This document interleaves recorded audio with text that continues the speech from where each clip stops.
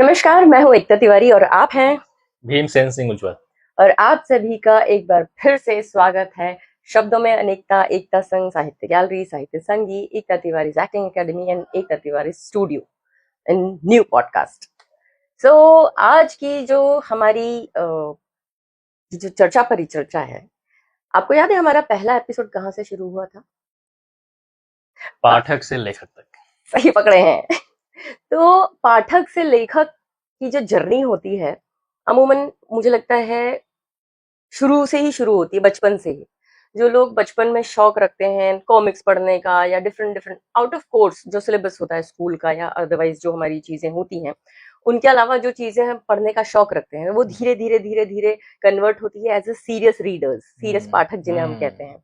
और फिर किसी पॉइंट पर जाकर हमें पता चलता है कि हमें किस किस्म की किताबें पढ़ना पसंद है, या हम सभी कुछ पढ़ना पसंद करते हैं, बिल्कुल। है ना। जैसे मुझे पर्सनली अपने बारे में पता है कि मैं सभी कुछ पढ़ना पसंद करती हूँ।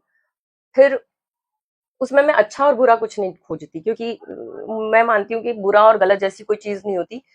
जो चीज मुझे नहीं पसंद है इसका मतलब ये नहीं है कि वो औरों को नहीं पसंद है। हम्म। तो वो पसंद का फर्क हो सकता है, लेकिन सब कुछ ही अच्छा होता है। वाह। सो जो ये पाठक होते हैं जो कन्वर्ट होते हैं लेखक। सीरियस पाठक में और फिर कन्वर्ट होते हैं लेखक में, क्योंकि इतना कुछ पढ़ चुके होते हैं ना, फिर हमारे अंदर कुछ कीड़े आ जाते हैं। वो फिर हम उनको शब्दों के थ्रू, अपने पेन के थ्रू, अपनी लिखाई के थ्रू कन्वर्ट करते हैं कविताओं में, नॉवेल्स में, कहानियों में, स्क्रिप्ट में, और वाह। पता नहीं कैसे कैसे। आए, मतलब इतनी प्यारी प्यारी बातें, इतनी बड़ी बड़ी बातें, तौबा इतनी तौबा। इतनी खूबसूरती से आप जो बताती हैं, आप जो बोलती हैं। हमारे सुनने वाले अक्सर मुझे एक कमेंट करते हैं कि मैडम बहुत अच्छा बोलती हैं। ओह, थैंक यू और थैंक यू निसंदेह आप बहुत अच्छा बोलती हैं, बहुत थैंक अच्छा यू बातचीत करती हैं। Thank you thank you thank you so much. इसके लिए बहुत बहुत आभार है, मंडल आभारी आहे। तो आज की हमारी जो किताब है जिसके बारे में हम चर्चा परिचर्चा करने वाले हैं, या हमारा आज का जो नया पॉडकास्ट है, वो है कविताओं का संग्रह। और ये जो हमारी राइटर महोदया है, ये मैं कहने के लिए तो कह सकती हूँ कि ये नई लेखिका है, लेकिन नया क्या होता है, नया सिर्फ हमारे लिए है क्योंकि ये उनकी जो किताब है, पहला किताब है। पहली किताब है ना। बहुत खूबसूरत सा इसका कवर है, बहुत खूबसूरत सी इसका टाइटल है, वेदना ने स्वर चुना है, रीत सिंह की, है ना। लेकिन ये नई आपकी और मेरे लिए है। ऐसा तो नहीं हो सकता कि वो अचानक से उन्होंने नींद खुली होगी, पेन और कॉपी उठाया होगा और लिखने लग गई होंगी। फॉर श्योर बचपन से कुछ ना कुछ लिखने का शौक रखती होंगी, उनका माहौल कुछ वैसा होगा, उनकी संगत कुछ वैसी होगी, स्कूल कॉलेज फैमिली में, पता नहीं कहाँ पर, वो उन्हें बेहतर पता होगा या आपको पता होगा, है ना। मैंने ये कविताएं पढ़ी। मुझे, अब मैं ये तो नहीं कहूंगी कि सारी की सारी कविताएं आप पढ़ लें या सारी की सारी आपको पसंद आ जाएंगी, लेकिन कुछ चीजें ऐसी होती है ना जो आपको भा जाती हैं। हम्म।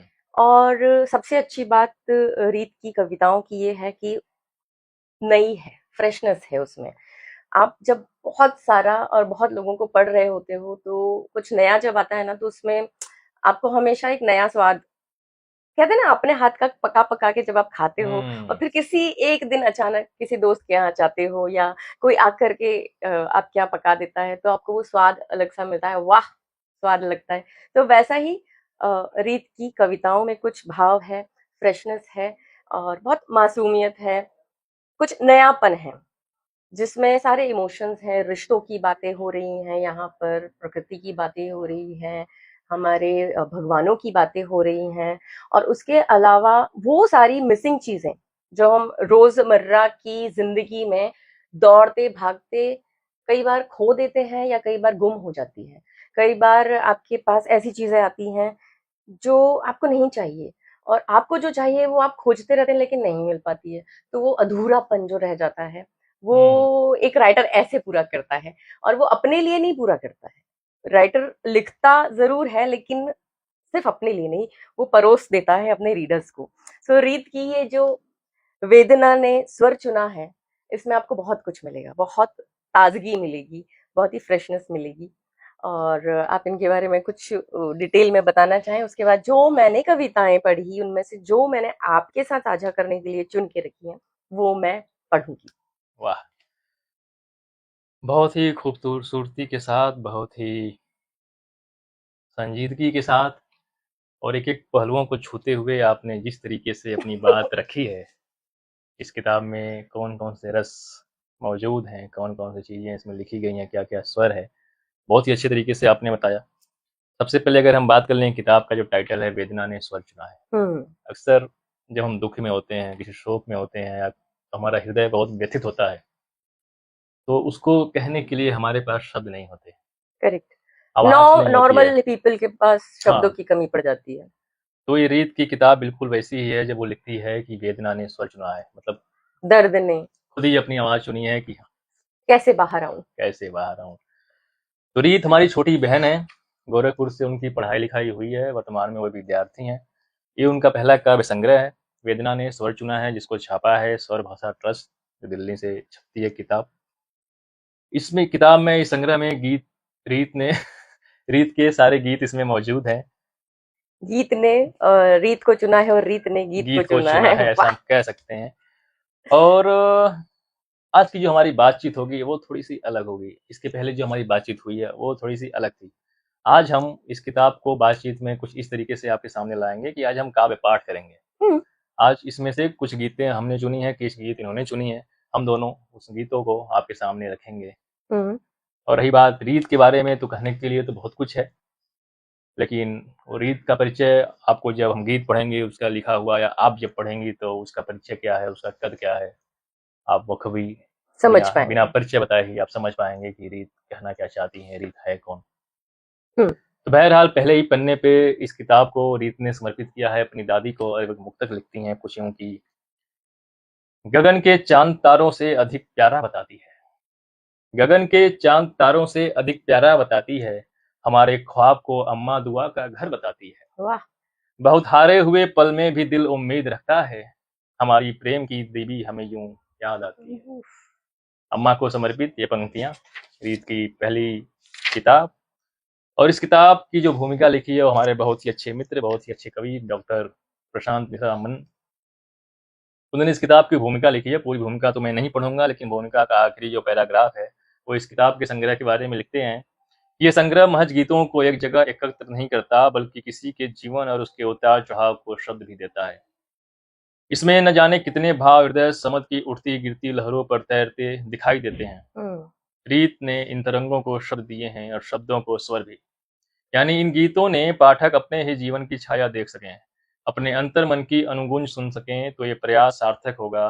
ये संग्रह किसी अंतिम निष्कर्ष का आग्रह नहीं करता, यह केवल उस बिंदु तक साथ चलने का आमंत्रण है, जहाँ वेदना स्वयं अपना स्वर चुनती है। वाह! कितनी अच्छी सुंदर बात लिखा, है बहुत सुंदर कि लिखा। जहाँ वेदना स्वयं अपना स्वर चुनती है और वही स्वर गीत बन जाता है, जो रीत के कलम से निकलता है। हुँ, तो बहुत भी अच्छे-अच्छे इसमें गीत हैं। हम कुछ-कुछ गीत चुन के रखे हैं, जिसको आज हम पढ़ेंगे। एक गीत जो मुझे बहुत ही अच्छा लगा, ओके। सूनेपन की पुरवाई में, जिसे मैं पढ़ूँगा, फिर आपके पास आएँगे। हुँ, आपने जो पसंद किए हैं गीत, वो आप पढ़ेंगी। मुझे वो कवि मैं मतलब ऑफ कोर्स मुझे फिलहाल अगर वो गीत है तो रीत, अपने गीतों को तुम कविता की तरह सुनना मुझसे, मैं जो करूँगी और हम गाएँगे नहीं। मतलब मैं गाऊँगी हाँ, नहीं। हुँ, ठीक है। तो सूनेपन की पुरवाई में रीत का एक आप इस संग्रह में एक गीत है, जो मैं पढ़ता हूँ। रोते-रोते थक जाते हैं, कोलाहल है अंगनाई में, ये फागुन भी बीत रहा है सूनेपन की पुरवाई में। सखी सहेली मीत नहीं है, माँ का मीठा गीत नहीं है।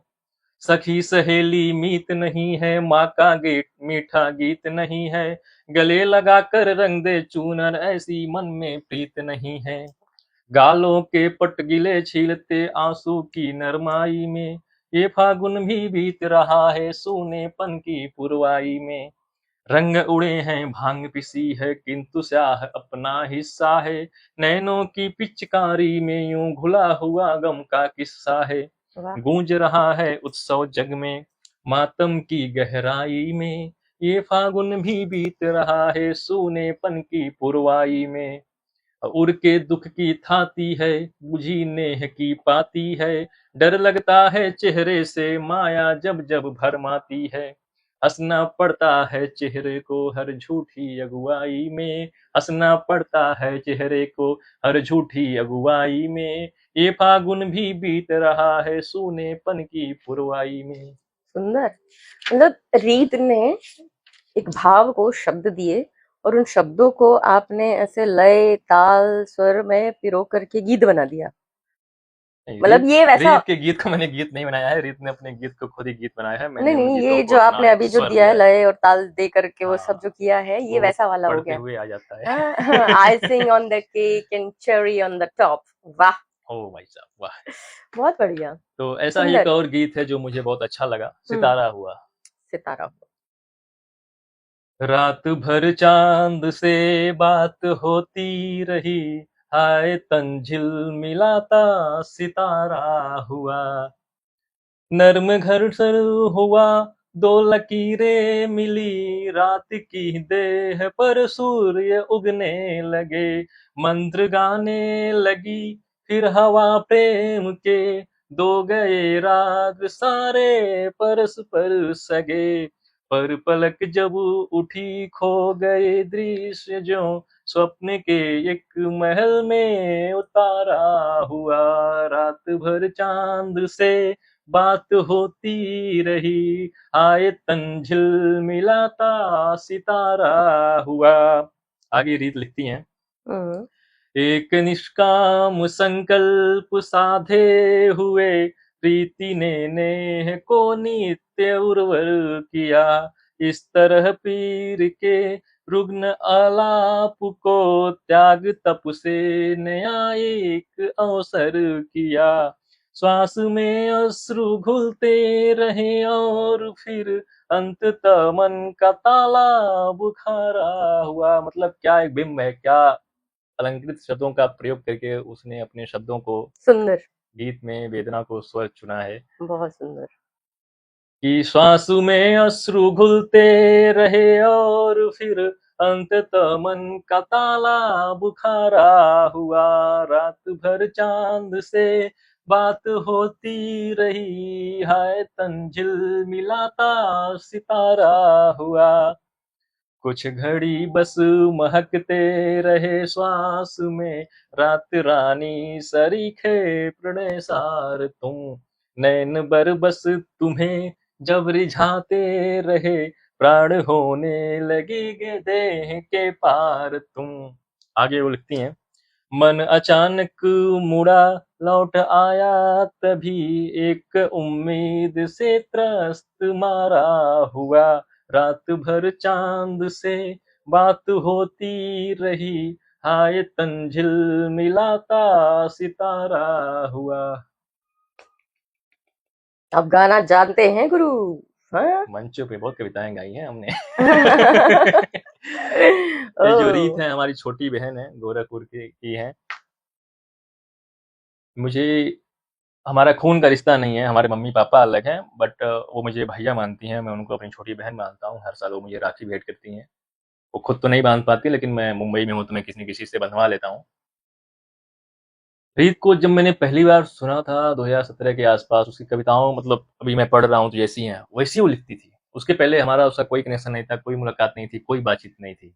उसके बाद हम दोनों एक दूसरे से जुड़े, बहुत सारे काव्य मंच, दूरदर्शन, यहाँ वहाँ, पढ़ना लिखना, छपना, पत्र पत्रिकाओं अखबारों में, तो वो सिलसिला चलता रहा। अब देखिए इसमें एक बहुत और अच्छी बात मैं बताती हूँ आपको।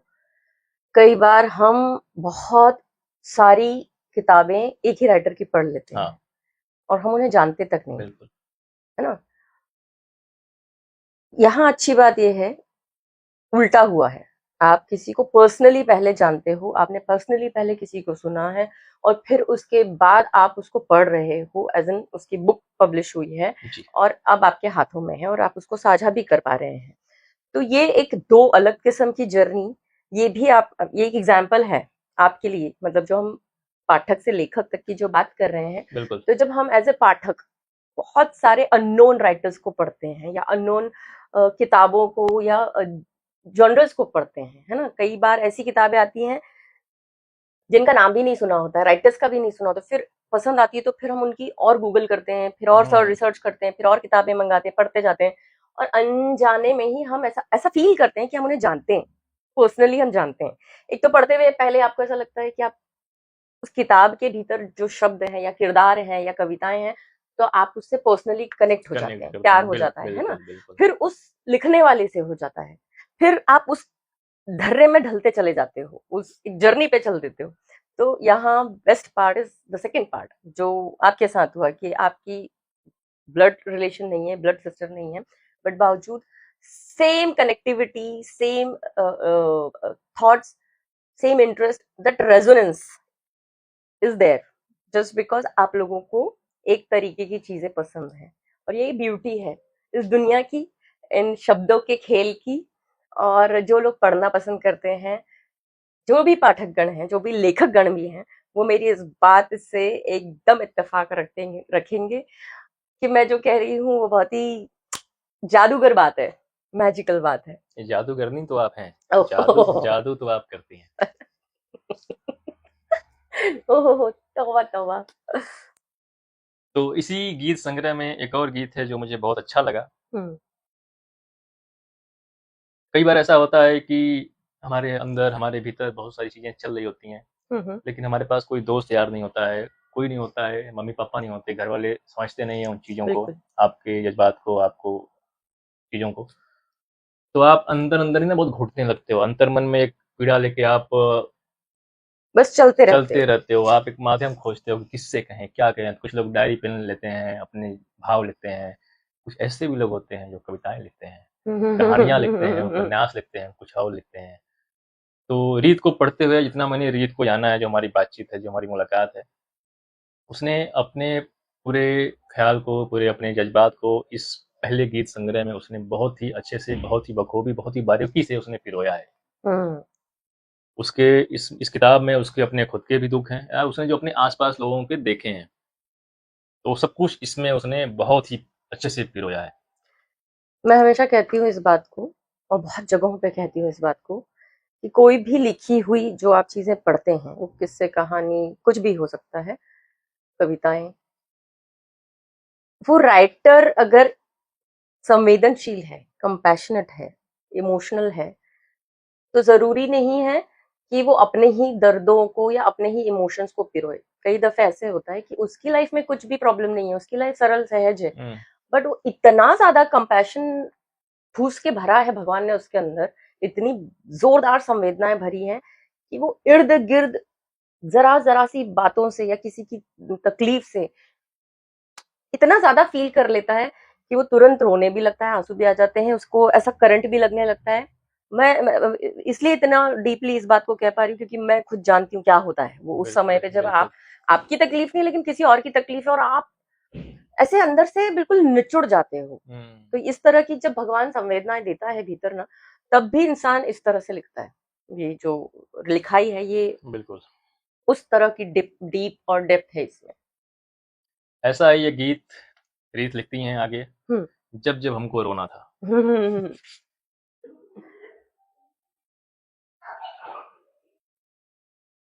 जब अम्मा की धड़कन हमसे विदा मांगने रुकी रही, जब बाबा की पलक पीर से खुद कुछ नीचे झुकी रही, जब घर के कामों से थक कर माँ का सिर चकराया था, जब पापा का थका हुआ मन खर्चों से घबराया था, हमने बस चुप्पी साधी थी रोकर भी क्या होना था, हमने बस चुप्पी साधी थी रोकर भी क्या होना था, तब तब आंसू बांधे हमने जब जब हमको रोना था, तब तब आंसू बांधे हमने जब जब हमको रोना था, जब दीदी ने लोक लाज के फंदे पर बलिदान दिया, त्याग हृदय के स्वप्न लोक को मुख बाधिर को ब्याह किया, जब भैया ने कॉलेज छोड़ा एक नौकरी कर ली थी, अपने हंसते गाते जीवन में खामोशी भर ली थी, हमको सबके भीतर उस क्षण थोड़ा संबल बोना था, तब तब आंसू बांधे हमने जब जब हमको रोना था, तब तब आंसू बांधे हमने जब जब हमको रोना था। आगे, जब रातों को जागी आंखें कुछ अंकों से विफल हुई, घुटनों के बल बैठ गया तन और धड़कनें विकल हुई। जब गीतों की नाजुक बातें विरह अग्नि में हवन हुई, जब सपनों का गला घोट कर सांस हमारी हमें छुई। बार बार मन व्यथित हुआ पर हमें न धीरज खोना था। तब तब आंसू बांधे हमने जब जब हमको रोना था। तब तब आंसू बांधे हमने जब जब हमको रोना था। बहुत सुंदर। मतलब पूरा घर परिवार, प्यार समेट लिया मोहब्बत, सब कुछ। नौकरी चाकरी, भाई बहन, मम्मी पापा, भाई बंधु, ये गीत में सारे के सारे आ गए, सारे किरदार आ गए। और जो नॉर्मल परिवारों में नॉर्मल आम चीजें घरों होती जो हैं। घर में जो होती हैं कि घर की कोई बहन है, ठीक है, लड़कों के अफेयर होते हैं, लड़कियों के भी होते हैं, सबके जीवन में प्यार मोहब्बत होता है। लेकिन जिस तरीके से लड़के के साथ घर वाले पेश आते हैं, उस तरीके से अपनी बेटी अपने बहन के साथ मुझे नहीं लगता कि लोग क्यों नहीं आ पाते हैं। एक घर का लाडला अपनी मोहब्बत की कहानी अपनी बहन से, अपनी मम्मी से खुलेआम बताता है, मेरी ये गर्लफ्रेंड ऐसी वैसी, हम दोनों साथ में गए। लेकिन वो ऐसा क्या कल होता है कि कोई लड़की अगर किसी से प्यार करती है तो वो अपने भाई को, अपनी मम्मी को, अपने पापा को, अपनी बहन को नहीं बता पाती। घर वाले कुछ नहीं, वो समय की बातें हैं। घर वालों को पता नहीं ये कब स्वीकार कर पाएंगे लोग कि ठीक है, हमारा बेटा किसी लड़की से प्यार कर सकता है तो बेटी भी किसी लड़के से कर सकती है। लेकिन बेटी करती हैं, बेटियां करती हैं, लेकिन वो हिम्मत नहीं उठा पाती हैं। तो उससे में क्या होता है कि घर वाले किसी के साथ एक खूटे में, जिसको वो जानती भी नहीं है, घर वाले भी नहीं जानते, देखा 2 मिनट की बातचीत हुई, बांध दिया कहीं पे, हमारा ये जीवन है, जियो। तो उस पूरे पूरे गीत को जिस तरीके से दीदी का इसमें एक उपमा देके लोक लाज, फंदे, सारी चीजों को जिसमें जिस तरीके रोया से है। लिखा है रीत ने, बहुत ही अच्छा है। No doubt.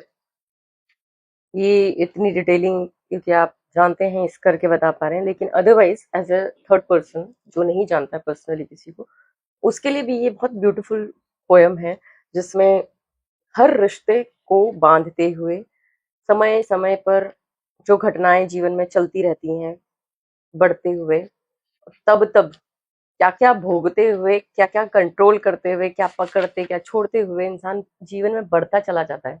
जैसे हमारी इंडस्ट्री में कहते हैं शो मस्ट गो ऑन। किसी के जाने से कुछ चीजें रुकती नहीं, ये जीवन में सबके साथ होता है, सबको पता है। खुद के ही जीवन में सुबह अगर कोई टेंशन हुई है तो रात को आपको सोना ही, और रात को अगर नींद नहीं आए तो सुबह उठकर आपको काम करना ही है। तो ऐसे ही जीवन की आपाधापी ऐसी ही होती है, उसमें रिश्तों में भी, कामकाज में भी, हर जगह पे, घर के अंदर भी और घर के बाहर भी। और बहुत खूबसूरती से इस गीत में कहूं या कविता में बहुत मीटर में उतार करके बात को कहा है। सुंदर, बहुत सुंदर। ऐसा ये गीत है जो आखिरी गीत है जो मैं आज पढ़ रहा हूँ, उसके बाद फिर आप पढ़ेंगी। बुझदिल सा लगता है। दादी बाबा कहने वाले हम गांव के रहने वाले, शहरीपन में ढलना हमको बेहद मुश्किल सा लगता है, और पलटकर घर आना भी थोड़ा बुझदिल सा लगता है। हेलो थैंक यू नहीं पता है, ना ही कुछ अवरोधन है, और सखीरी कैसा है सब ऐसा अपना संबोधन है। वाह। लपक के मिलते हैं सबसे, अल्हड़ हैं भोले भाले हैं, शहरों को हम खूब खटकते मन मौजी से मत वाले हैं। अब राहों में भटक भटक यूं तिल तिल मरना लगता है, और पलटकर घर आना भी अब बुझदिल सा लगता है। अपनी अम्मा की पुतरी में चांद सरीखे जड़े हुए हम। जो माँ होती है या जो उसके बच्चे होते हैं, चाहे वो बेटे हों बेटियां जो भी हों, चाहे उनका स्वभाव बच्चों का चाहे जैसा भी हो, लेकिन वो माँ के लिए आंखों के तारे होते हैं, आंखों के तारे ही होते Apple of I, Apple of heart. तो वही रीत आगे लिखती हैं कि अपनी अम्मा की पुतरी में चांद सरीखे जड़े हुए हम, पर्सनल फ्रीडम नहीं पता है, रोक टोक में बड़े हुए हम। एकाकीपन चाहा जब जब दोस्त यार चिढ़ जाते थे। प्रथम प्रेम का वेग था ऐसा, अरहर से बतियाते थे। बेगानी सी इस दुनिया में अपनापन सपना लगता है, और पलटकर घर आना भी थोड़ा मुश्किल लगता है। बेकलाहट उद्वेग के मारे घर भर में आतंक बने थे, बाबूजी के शुद्ध विशेषण पाकर भी हम संत बने थे। आंधी पानी के जैसे ही अम्मा की गूढ़ समस्या थे, लेकिन उनके हृदय पृष्ठ का सबसे प्यारा किस्सा थे। अब सबके मतलब भर का ही जीवन ये अपना लगता है, और पलटकर घर आना भी थोड़ा बुझदिल सा लगता है। तो एक कविता थोड़ी सी बड़ी है, तो इस तरीके से रीत अपने शब्दों को पिरोती है, उस तरीके से उसने अपनी किताब को, अपनी वेदनाओं को, अपने दुख को इसमें स्वर दिया है। अब बहरहाल ये किताब आपके हवाले। धन्यवाद। हमारे साथ बैठी हैं बहुत ही खूबसूरत अदाकारा, जो अपने शब्दों से, अपनी बातों से जादू करती हैं। वाह। जिनका नाम है एकता तिवारी, जिन्हें इनके चाहने वाले, इनको जानने वाले, जो इनके बहुत करीब से जानते हैं, इन्हें प्यार से इन्हें राधा संबोधित करते हैं। जैसा कि अगर आप इन्हें देख पा रहे हैं तो ये इनके जो गले में एक हार लटका हुआ है जिसमें राधा कृष्ण की बांसुरी है, जो कितना ही खूबसूरत लग रहा है, उतना ही खूबसूरत जो किताब का कवर है, मतलब पूरा आप देख रहे हैं, एक जादूगर ही कोई ऐसा कर सकता है कि सारी चीजें मैच करें। देखिए भाई साहब, मुझे बहुत कुछ बोलना है, पहले बोल लेने दीजिए, फिर आप अपनी बात रखिएगा। ठीक है। तो आप देख पा रहे हैं जिस तरीके से कोई जादूगर जादू करता है, बिल्कुल उस तरीके से मोहतरमा अभी आपके सामने पेश करेंगी अब रीत के गीत और अपने शब्दों के माध्यम से। आप इन्हें जानते होंगे, बहुत ही अच्छी अभिनेत्री हैं। तेरे मेरे सपने, दिया और बाती हम, गुड़िया रानी, सीआईडी, क्राइम पेट्रोल, न जाने आपने कितने फिल्म, सीरियल्स, ड्रामा, धारावाहिक में आपने इनको देखा है। आज जो हमारे साथ बैठी हैं, हमारी बहुत ही अच्छी मित्र हैं, बहुत ही अच्छी सलाहकार हैं, और भी बहुत कुछ है। उसे पढ़ के एक बहुत ही अच्छी इंसान है। इनका जो हृदय है वो बहुत ही कोमल है, बहुत ही सुकोमल है। कोई ऐसा इंसान कभी कभी आपको मिलता है जिसे आप नहीं जानते हैं, जिसे आप नहीं पहचानते हैं, लेकिन कोई एक पहली मुलाकात, पहली बातचीत, पहली मिलन जो आपका होता है, उससे आपको लगता है यार ये कोई अपना है, ये हमारा है, ये हमारे जैसा है, ये घर का कोई है, ये घर जैसा है। तो एकता तिवारी जी बिल्कुल वैसी ही हैं, इनका किरदार वैसा ही है, बहुत बड़ा किरदार है। मैं बहुत छोटा हूँ उनके बारे में बोलने के लिए, उनका कद बहुत ऊंचा है। आज जो हमारे साथ हैं, आज हम बात कर रहे हैं रीत के गीत, वेदना ने स्वर चुना है। अब किताब आपके हवाले और रीत के गीत आपके हवाले, शब्द आपके। शब्द तो रीत के, लेकिन वो उसके बीच में ये मुझे, मतलब ये नहीं, जो लोग नहीं जानते हैं कि आप कौन हैं, आपका परिचय क्या क्या है, बात कर रहे हो? बहुत सारे लोग नहीं पहचानते ना ऐसे अचानक से। तो हाँ, अभी हमारी ये जो बातचीत जहाँ पे जाने वाली है, वहाँ पे लोग देखा होगा, वो पहचानेंगे। तो अभी इस रूप में देखेंगे तो ये होता है, ये तो अक्सर होता है। इसलिए मैंने सोचा कि थोड़ा सा परिचयात्मक अरे बातचीत कहीं आपके तो बारे में, देखा है, कहीं तो कहाँ देखा है, वो कहाँ सोचे उससे पहले हम पहले ही बता दिए, अच्छा हाँ देखा था उस साल, आता था उस साल। बताओ, बस उतनी सी बात के लिए भाई साहब ने ये रीत के बीच में हमें घुसा दिया। नहीं, रीत के बीच हम दोनों घुसे हैं, इसलिए किताब हमारे हाथ में है। नहीं, बट बहरहाल आपने जो कहा उसके लिए बहुत बहुत धन्यवाद। मंडल बहुत ज्यादा आभारी है, और भगवान आपको हमसे, हमें आपसे, या हमें अपने जीवन में जिन जिन से भी मिलवाता है, उनके साथ आपका इस जन्म का नहीं, आपके कई जन्मों का कनेक्शन कहीं ना कहीं किसी न किसी रूप में रहता ही है। और कुछ ना कुछ चीजें आधी अधूरी छूटी हुई होती हैं, जिनको आप अभी, फिर अगली बार, फिर किसी और बार, ऐसे करके ही पूरी होती हैं वो। तो ऐसे में अच्छे भी लोग मिलते हैं, जैसा कि अभी आपने हमारे बारे में कहा, धन्यवाद बहुत ज्यादा वाला। और ऐसे में आपको वो लोग भी मिलते हैं जिनके साथ आपका मीटर मिलता नहीं है, या मन सधता नहीं है, या कभी कभी कुछ देर ठहरते हैं, फिर अपने अपने रास्ते, मतलब बहुत सारे तरीके के होते हैं, आप सबके साथ भी ऐसा होता होगा। बट अच्छी बात है, आपका बहुत बहुत धन्यवाद। अब मैं आती हूँ रीत के ऊपर। रीत, बहुत सुंदर कविताएं हैं भैया तुम्हारी। और सबसे पहले मुझे ये अम्मा की, जो आपने यहाँ पे स्टार्ट में ही कह दिया कि अम्मा को समर्पित है, तो जो एक पोयम ही है जिसका टाइटल ही अम्मा है ना, तो मुझे नहीं पता था कि आपकी दादी हैं ये, उनके प्रति प्रेम को समर्पित आपने, ये तो किताब भी उन्हीं को समर्पित है, ऊपर से ये कविता आपने स्पेशली लिखी, तो मैं वहीं से शुरू करती हूँ। और हाँ, ये कवर भी इतना खूबसूरत है, तो ऑब्वियसली देखो होता ही है थोड़ा बहुत, क्योंकि जब आपके पास अदाकार है, थोड़ी सी अदाकारी तो दिखानी बनती है ना बॉस। तो अम्मा, सुख के सारे आवाहन अब चौखट लांग नहीं पाते, आंगन की तुलसी को जब से अर्ध नहीं दे पाती अम्मा, बुरी नजर से कौन बचाए, टीका काजल कौन लगाए, मंत्र जाप तप त्याग धर्म का कौन कहो अब बोध कराए, देहरी का यह शकुन सातिया हाय अमंगल रूप धारता, जब से त्योहारों में इन पर कुमकुम नहीं लगाती अम्मा। आंगन की तुलसी को जब से अर्ध नहीं दे दे पाती पाती अम्मा, अम्मा। वाह!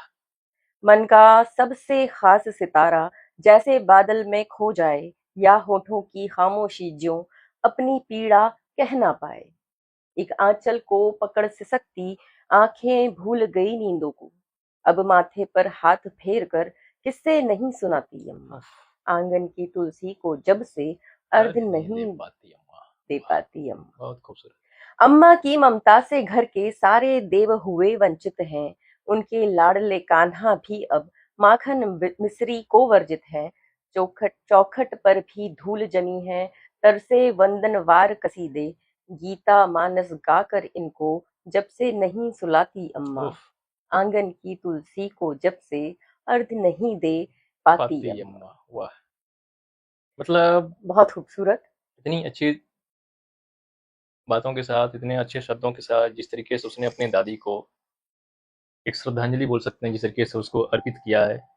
मुझे नहीं पता कितने लोग अपने दादी और अपने दादाजी से कनेक्टेड हैं या उनके साथ अपना जीवन बिता पाए कि नहीं बिताए, लेकिन व्यक्तिगत जब मैं इस गीत को या पढ़ रही थी तो मैं गाँव में चला गया था और वो दादी जो हमारी अभी नहीं रहीं, उनका चेहरा सामने आ रहा था। और गीत के जो शब्द हैं, जो उसके जितने भी जितने गीत हैं, बिल्कुल आसान है, उसमें आपको दिमाग लगाना ही नहीं है। जैसे आप शब्द पढ़ते जाएँगे ना, वो विजुअल्स आपको दिखते जाएँगे। तो इस किताब की अगर मैं व्याख्या की बात करूँ तो उसके शब्द ही अपने आप में व्याख्या हैं, उसको अलग से व्याख्यायित करने की कोई आवश्यकता ही नहीं है।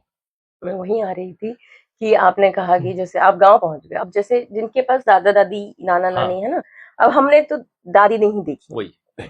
और जब हम अ, छोटे थे भी तब भी दादाजी डिस्टेंस पे थे रहते, तो वो मिलते थे संडे कभी-कभी वैसा वाला, या हम वहाँ होते थे या वो हमारे पास होते थे। पापा भी होते थे अपनी जगह पोस्टिंग पे, वो भी हमसे दूर ही होते थे, कभी नहीं होते थे। हुँ, दादी तो पापा लोगों ने ही बहुत छोटेपन में खो दी थी, तो हमारे तो सवाल ही नहीं हुँ, उठता। तो ये जिन लोगों के हम जैसे, मैं अपनी बोलूँ या मेरे जैसे और भी लोग जिन्होंने कुछ रिश्तों को जीवन में देखा ही नहीं है, तो ये उनके लिए बहुत ही प्रीशियस थिंग है टू बिल्कुल, फील बिल्कुल, इट। बिल्कुल। बिकॉज ऑब्वियसली मैं औरों की दादियों को तो देखती थी, नानी तो मैंने अपने इतनी के साथ समय बिताया ही है, बट वही है ना कि नानी और दादी दोनों एक अलग चीजें हैं, है वो ना सेम एक ही, नानी के पास आप कुछ महीने, कुछ दिन रह सकते हैं, लेकिन दादी के साथ आप सदा जब रहते तक हो। दादी का जीवन है, जब तक आप दादी के जीवन में हैं, हाँ तब तक आप उस पल को जी सकते हैं। और जिस तरीके से इसमें एक-एक शब्द और किस्से, हाँ, कहानी, करेक्ट गीता करेक्ट करेक्ट। हम हमारा बचपन क्या था ना कि जब बाबा थे, दादी थीं, तो हम लोग बचपन में उनके साथ सोते थे, उनके हाथ-पाँव दबाते थे और फिर वो हमें सुनाने के लिए किस्से कहानियाँ सुनाते थे, गीता वाह के कुछ उपदेश सुनाते थे। वाह। तो ये सब बहुत हाँ, ब्यूटीफुल इमोशंस हैं जो सबके नसीब में नहीं बिल्कुल, होते। दिस बिल्कुल। Is really those who are really lucky, उन्हीं को ये सबका प्यार नसीब किस्से होता है। कहानियों वाली जीवन मिलता है, दादा दादी नाना नानी मिलते हैं, लेकिन हर किसी को नहीं। और अच्छी एक खूबसूरत बात है, मतलब एमपी का तो अलग है चैप्टर में जानती हूँ, बट यूपी बिहार का एक कल्चर में, जहाँ बहुत सारे दोस्त हैं मेरे, बहुत सारे अलग अलग सर्कल के, तो जितने भी मेरे दोस्त यूपी बिहार से बिलोंग करते हैं, उनकी जब बातें सुनो, किसी भी रिगार्डिंग फैमिली बोल लो, रिगार्डिंग खेत खलिहान बोल लो, वाह! रिगार्डिंग खाने पीने की बातें कर लो, रिगार्डिंग त्योहारों की बातें कर लो, तो वो ऑफ कोर्स इंडिया है तो बिल्कुल खुद सब तो बिल्कुल 360 डिग्री डिफरेंस तो आ नहीं जाएगा, बट स्टिल बहुत ऐसी चीजें लगती है सुनने में, बड़ी मजेदार लगती हैं। अब हो सकता है वो मुझे लगती हो, बाकियों को ना लगे, बट मुझे बड़ा मजा आता है। तो यहाँ जब आपकी दादी के ऊपर आपने ये कविता लिखी है, उसके शब्द इतने प्यार प्यार से चुने हुए हैं, और वो फील हो रहा है एक एक चीज को ना, कि अब वो बिल्कुल। आंगन में ये नहीं हो रहा है तो घर के अंदर वो नहीं हो रहा है, हाँ, यहाँ पर तोरण और ये सब नहीं हो रहा है तो वो भीतर वो नहीं हो रहा है, कान्हा जी को ये नहीं हो रहा है तो वो तुलसी जी की वो चीज अधूरी रह रही है। कहानियां कौन सुनाएगा, तो उसकी वजह से इंटरनल सिस्टम डिस्टर्ब हो रहा है, हुँ, तो वो बहुत खूबसूरत है। और जो लोग पढ़ेंगे, जो लोग वहीं से होंगे, उन तो वो तो बिल्कुल ही टच कर पाएंगे, और हम जैसे जब पढ़ेंगे तो हमें एक इमोशन जो मिसिंग है उसकी थोड़ी सी अनुभूति मिल जाएगी। बिल्कुल। नाइस। ऐसे मैंने कुछ और भी दो दो और भी, काशी। एक काशी जो मेरा मोह है, उस पे आपने लिखी है, ये काशी है, ये काशी है, भोले बाबा का प्रेम नगर है, मोह रिक्त ये मोक्ष नगर, तब त्याग धर्म का फेरा है, पग पग अवघड़ का डेरा है, बिस्मिल्लाह की शहनाई है, वाह! ये दिनकर की अरुणाई है, हाय, हाय! चंदा का शीतल भाल यही, कलयुग में तथागत काल यही, निजता में कुछ उल्लास लिए, निष्ठुरता में आभास लिए, ये नगर झूमता गाता है, मन में जीवंत बनाता है। हर सुबह यहाँ जिज्ञासा है, शामों में मौन उदासी है, ये काशी है, ये काशी है। वाह। काशी क्यों मैंने अभी पढ़ने के लिए चुनी, इसको तो बहुत सारे लोग जो पहले से सुन रहे होंगे हमारे पॉडकास्ट या मेरे और जगहों पे से मुझ सोशल प्लेटफॉर्म्स में मुझसे कनेक्ट करते होंगे, तो वो जानते होंगे ऑलरेडी कि जब से मैं पिछले साल महाकुंभ के लिए गई और 3 महीना काशी में बिता के आई, तो मैं एक अलग ही ट्रिप में पहले से भी थी, मैं और ज्यादा हो गई। और अभी जब मैं उस पर मेरी कविताएं लिखी हुई हैं, उस पर मैं अपना एक अलग कुछ होमवर्क कर रही हूँ, बार बार नहीं कहूंगी उस बात को। तो मेरी कनेक्टिविटी इंटरनल है, स्पिरिचुअल है और भी है, सोलफुल है बेसिकली।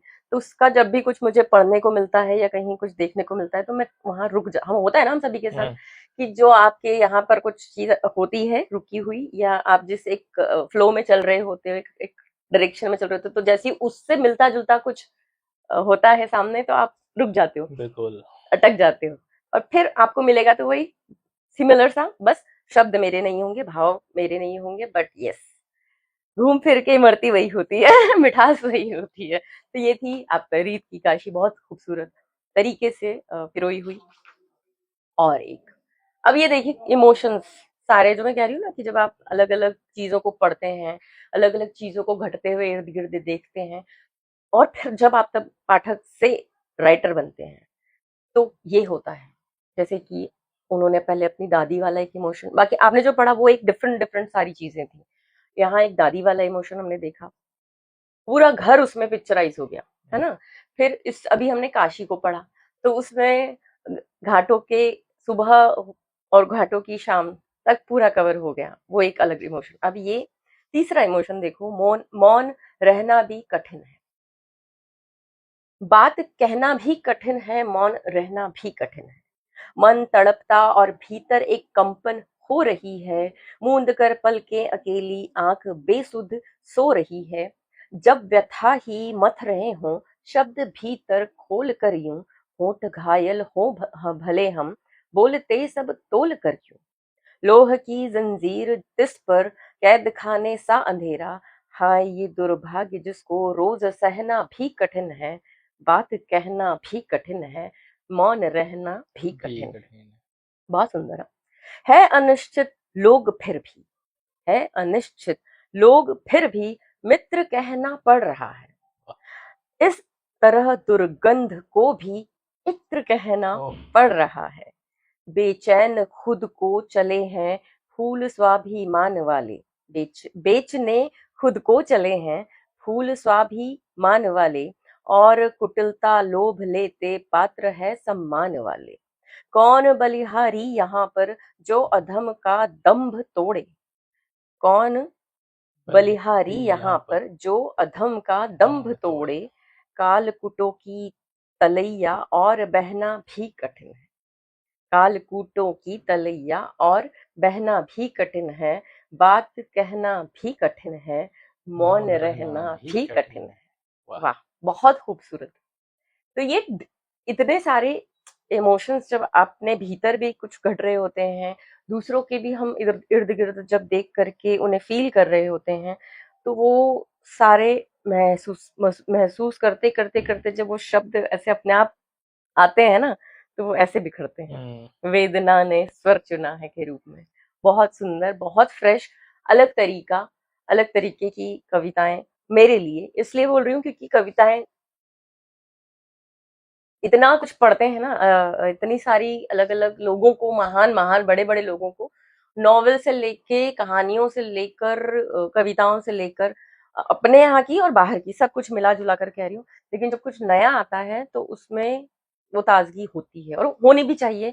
और दूसरों की छाप, जो कहते हैं ना कि किसी को पढ़ लिया तो बहुत छाप आ गई, उसकी लिखाई वैसी सी लगती है, लेकिन उसमें फिर भी बावजूद उसके एक अपना स्वाद होता है, अपनी एक रंगत होती है, अपना एक चुनाव होते हैं शब्दों के, अपनी महक होती है। वैसे ही है ये महक इस वेदना ने स्वर चुना है रीत सिंह की। तो आप जो भी हमारे दर्शकगण हैं, जो लोग हमें सुनते हैं, आप वेदना ने स्वर चुना है मंगाइए, पढ़िए, फील कीजिए और कमेंट बॉक्स में हमें शेयर कीजिए अपने उस स्वाद को, उस एहसास को, उस मासूमियत को कि आपने उसे कैसे लिया है, रीत ने जैसा दिया है आपने कैसे लिया लिया। है। वाह! वो हमें भी जानकर खुशी होगी, राइटर को भी जानकर खुशी होगी और साहित्य गैलरी पर तो आप डेफिनेटली जुड़ करके किताबें ले सकते हैं और पेड रिव्यू, पेड पॉडकास्ट जो हम बुक के बारे में बातचीत करते हैं उसके लिए भी आप साहित्य कनेक्ट गैलरी कर पर सकते हैं। और हमारे किसी भी चैनल पे कनेक्ट कर सकते हैं। अ, अगली बार फिर हम मिलेंगे हाँ, नए मैं छोटी-सी एक बात पॉडकास्ट के साथ। Yes please. बोल देना चाहता हूँ रीत के बारे में कि रीत मेरी बहना तुमसे सिर्फ इतना है कहना। वाओ। रीत मेरी बहना तुमसे सिर्फ इतना है कहना, तो अच्छे-अच्छे गीत लिखना। हाँ, बिल्कुल। और ऐसे छपना और हम सब पढ़ेंगे, बातें करेंगे, मुलाकातें करेंगे।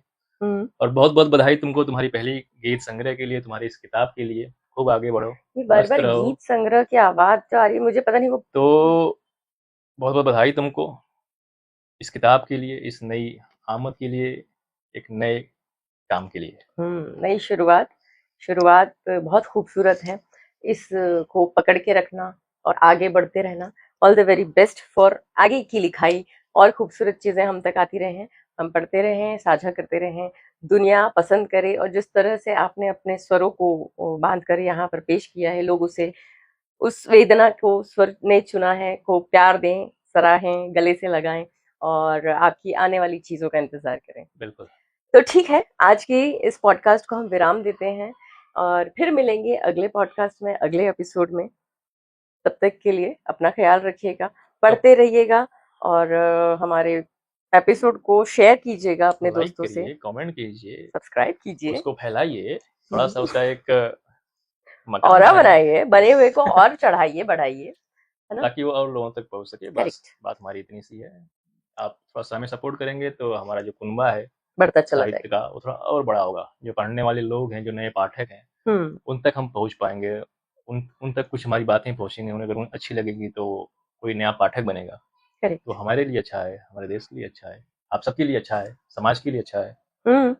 और जो हमारी ये मुहिम ही कह लीजिए, मुहिम ही है कि जो हम नई वाली हिंदी और पुरानी वाली हिंदी, नए वाले साहित्य, पुराने वाले साहित्य की बातें करते हैं, आ, हम ये नहीं कह रहे कि आप बाकी कुछ ना पढ़ें, हम ये कहना चाहते हैं, हम चाहते हैं आपसे कि आप अपनी चीजों को भी पढ़ें, बिल्कुल। अपनी चीजों के साथ साथ दूसरी चीजों को पढ़ें। तो जो लोग नहीं पढ़ते हैं, अपनी चीजों से दूर भागते हैं या कनेक्ट नहीं कर पाते, तो कनेक्ट कीजिए, अपनी जड़ों से जुड़ के रहिए। बहुत जरूरी है। पेड़ वही देर तक टिका रहता है जो जड़ों जिसकी जड़ें मजबूत होती हैं और गहराई तक गई हुई होती हैं। वो पेड़ पौधे बहुत जल्दी उखड़ जाते हैं एक हल्के से हवा और तूफान के झोंके से, जिनकी जड़ें बहुत सतही रूप पर टिकी होती हैं या भीतर तक नहीं गई होती हैं। तो बस इतनी छोटी सी बात को मैं यही कंप्लीट करती हूँ, वरना मैं बहुत दूर तक चली जाती हूँ, मुझे पता है। तो ओके, आज का इस बातचीत, चर्चा परिचर्चा, इस पॉडकास्ट को यहीं विराम देते हैं। फिर बिल्कुल। मिलेंगे अगले हफ्ते। तब तक ख्याल रखिएगा। हर हर महादेव। नमस्कार।